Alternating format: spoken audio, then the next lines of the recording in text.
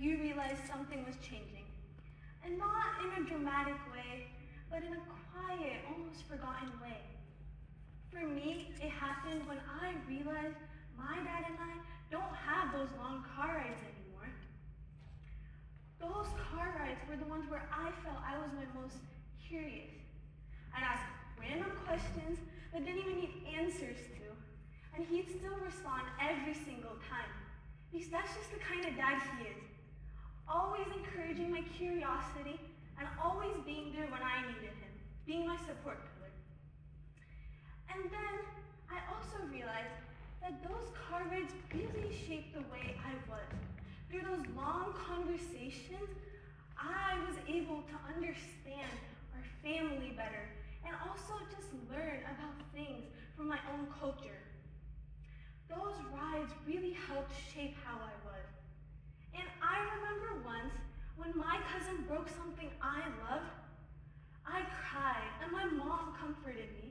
But what I didn't know was at the time that my dad went out that very day looking for another one, looking for hours. And he never mentioned it, never took credit, and I wouldn't have even known if my uncle hadn't told me. And since then, it's stayed with me. That's exactly how my dad is. Always being there whenever I need him the most, but he never takes the credit. And those car rides with my dad driving and me questioning changed into a daily routine. But like most things, it changed slowly. Over time, without either of us realizing it, those car rides became less frequent. And maybe I grew up, maybe life got louder, but now silence fills the spaces where our endless conversations once did.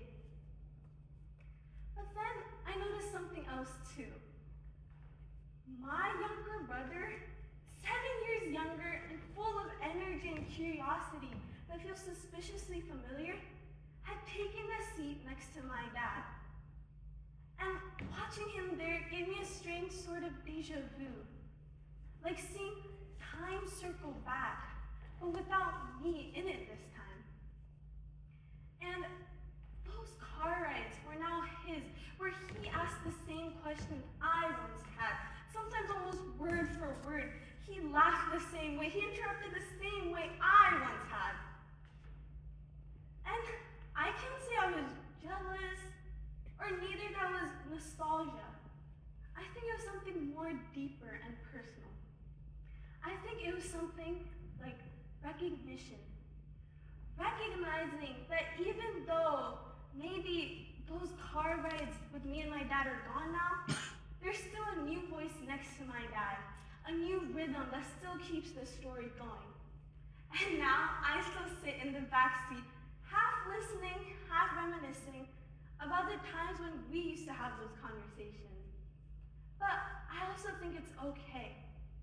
The story still continues, just with a new chapter. And in this chapter, I have a new role. Also, around that same time, I also started thinking about where else my sense of home lied. Part of it will always be here in those long car rides. But another part of it goes all the way back to a place I like considering my second home. My grandma's village in India, or how I like to call her, my nani. That pale blue house, it's unforgettable. And the doors creak so wide open. But like the sound becomes comforting at one point. My nani's house, her courtyard opens up and is filled with the smell of jasmine and mangoes because of the mango trees lining up in our backyard.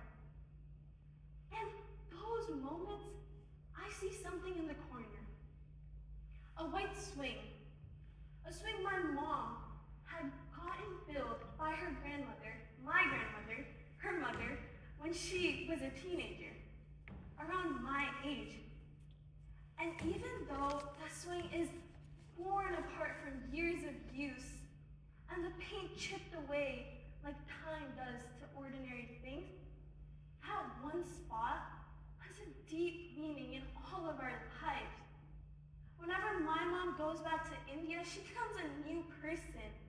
Or maybe she's become more like herself. She's happier, she talks louder, she tells stories she hasn't told in years. And each time I see that swing, I remember how my mother telling me part of her history really interconnects all of us together. We're all tied together through generations of laughter and history. And through those conversations with my mom, my grandma, all the things she's shown me from her teenage years have also made me realize how I've connected here with my dad from generation to generation. We've connected through our love for Sanskrit, a language of Hinduism that's slowly dying across India. Kind of like how Latin is, a language that created so many more, but now is spoken by such few. A language that created a whole world, now spoken by such few.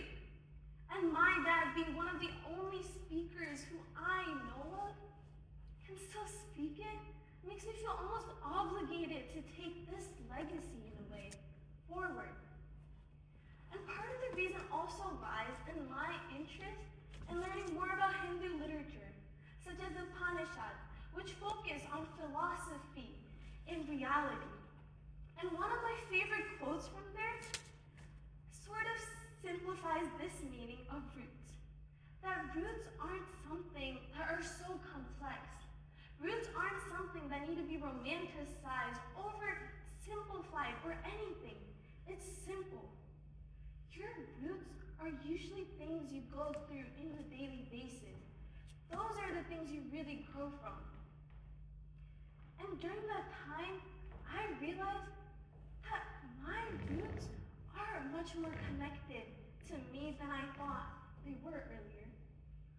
My roots were never about going back like 10 generations and figuring out where my family came from or what.